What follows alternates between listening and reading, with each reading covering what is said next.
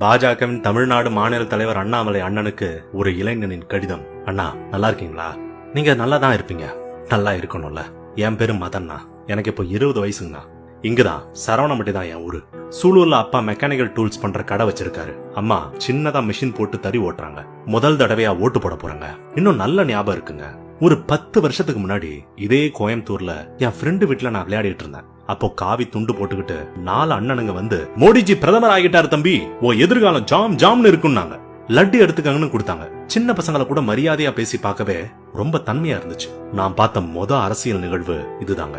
அதுக்கப்புறம் நான் அடிக்கடி டிவில மோடிஜி பேசுறத பாத்திருக்கேன். இவர் ஏதோ பெருசா பண்ண போறாருன்னு நிறைய பேர் சொன்னாங்க.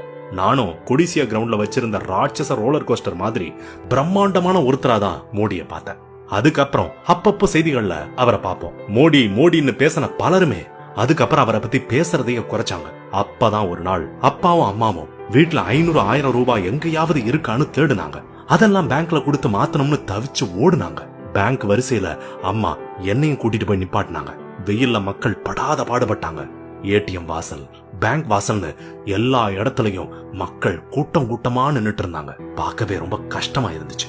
ஏன் இப்படி பண்ணாங்கன்னு கேட்டதுக்கு கருப்பு பணத்தை எல்லாம் ஒழிக்கிற முயற்சி இதுன்னு சொன்னாங்க. ஆனா பாருங்க, எந்த பெரிய பணக்காரனும் வரிசையில நின்னு பணத்தை மாத்தின மாதிரி நான் பார்க்கவே இல்லைங்க. ஒருவேளை அவங்க எல்லாம் 10 ரூபா நோட்டா வச்சிருந்தாங்களான்னு தெரியல. திடீர்னு ஒரு நாள் பழனி அம்மா பாட்டி சுருக்கு பையில வச்சிருந்த 500 ரூபா தாள மாத்தாம விட்டுட்டேன்னு கலங்கி அழுதது எனக்கு அப்படியே மனசுலயே நின்னு போச்சு. கொஞ்ச நாள் கழிச்சு பார்த்தா பெரிய பெரிய பணக்காரங்கள்லாம் வெளிநாட்டுக்கு காசு வாங்கிட்டு தப்பிச்சு போயிட்டாங்கன்னு சொன்னாங்க. ஏதோ கூத்தாட்டம் இருக்குன்னு ஊர்ல எல்லாம் பேச ஆரம்பிச்சாங்க. இந்த சோழிய வேணாம்னு அடுத்த தடவை வேற யாருக்காவது ஓட்டு போடணும்னு அப்பா சொன்னாருங்க. ஆனாலும் சிலர் இந்த ஒரு ட்ரிப் மிஸ்டேக் ஆகாம இருக்குன்னு சொன்னாங்க. அவருக்கே ஓட்டும் போட்டாங்க. அவரே திரும்பவும் வந்தாருங்க. ஆனா பாருங்க, இந்த தடவை லட்டு கொடுக்க வந்தவங்கள்ட்ட ஒரு திமிரான தோரணை இருந்ததுங்க. இந்த தடவை பெருசா பண்ணுவாருன்னு சொன்னாங்கன்னா பெருசா பண்ணிட்டாருங்க. அவர் என்ன பண்ணினாருங்கிறதுக்கு ஒரு சின்ன உதாரணம். எங்க அப்பா சொந்த தொழில் வச்சிருந்தாருன்னு சொன்னலன்னா, அவர் இப்போ ஒரு கம்பெனிக்கு வேலைக்கு போறாரு. எங்க அம்மா போட்டிருந்த தறி எல்லாத்தையும் எடுத்துட்டாங்க. உங்க கட்சி கொண்டாந்த ஜிஎஸ்டி எவ்வளவு அக்கிரமம் பண்ணிருக்குன்னு உங்களுக்கு தெரியுமா? எல்லா தொழிலும் முடங்கி போய் பல சின்ன முதலாளிங்க தொழிலை இழந்து வேலைக்கு போக ஆரம்பிச்சிட்டாங்க. பலருக்கு வேலையே போச்சுங்க. உங்களுக்கு எப்படின்னா தெரியும், நீங்க தான் ஐபிஎஸ் இருந்த வந்தவராச்சே.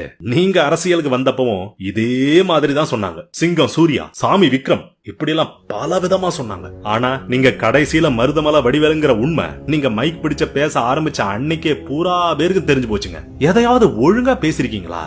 எங்க பிரச்சனை பத்தி இது வரைக்கும் எங்க எப்ப பேசுனீங்க? என் கூட டாக்டர் ஆகலாம்னு படிச்ச பையன் நீட்டால இப்ப படிக்க முடியாம கிடக்குறான். லட்சங்கள்ல கோச்சிங் சென்டருக்கு காசு கொடுத்துட்டு இருக்கான். விவசாயிகள் எல்லாம் சிரமப்படுறாங்க. நீங்க என்னடான்னா நானே விவசாயம் அளந்து விட்டுட்டு இருக்கீங்க. உங்க கட்சி ஆளுங்க கோவையில பண்ற அளப்புற தாங்க முடியலைங்க. அவங்க உங்ககிட்ட கத்துக்கிட்ட பாடம் போல.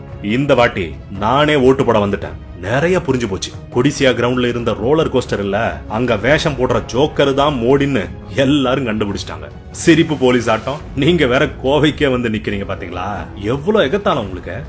முன்னாடி சொல்லுவாங்க, வேலை இல்லாதவங்க கோவைக்கு போனான்னா என்னமாச்சும் பண்ணி பொழைச்சுக்குவான்னு. இன்னைக்கு கோயம்புத்தூர்கார என்னமாச்சும் பண்ணி பொழைச்சுக்க வேற ஊர் போயிட்டு இருக்கான். இந்த பிரச்சனை எல்லாம் தீக்காம நாங்க மறக்க நினைக்கிற பல விஷயங்களை ஞாபகப்படுத்தி எங்களையும் எங்க இஸ்லாமிய சகோதரர்களையும் பிரிக்க பாக்குறீங்க. எதுக்கு இந்த மானங்கட்ட பொழப்பு உங்களுக்கு? இதுதான் இங்க இப்ப பிரச்சனையா?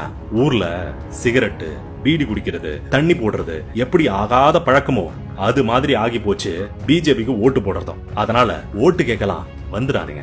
டீசல் செலவு உங்களுக்கு மிச்சம். 500-1000க்கு எங்க அப்பா ஆத்தால நிக்க விட்டீங்கல்ல அண்ணாமலைனா, இப்ப நாங்க வந்துட்டோம் ஓட்டு போட. உங்களுக்கும் சரி உங்க மோடிக்கும் சரி ஓட்டு கிடையாது. கோயம்புத்தூர் மண்ணுல தாமரைக்கு வேலை இல்ல. நீங்க கிளம்புங்க, காத்து வரட்டும், எங்க வாழ்க்கையும் திரும்ப வரட்டும். இப்படிக்கு கோயம்புத்தூர் மண்ணின் மைந்தனுங்க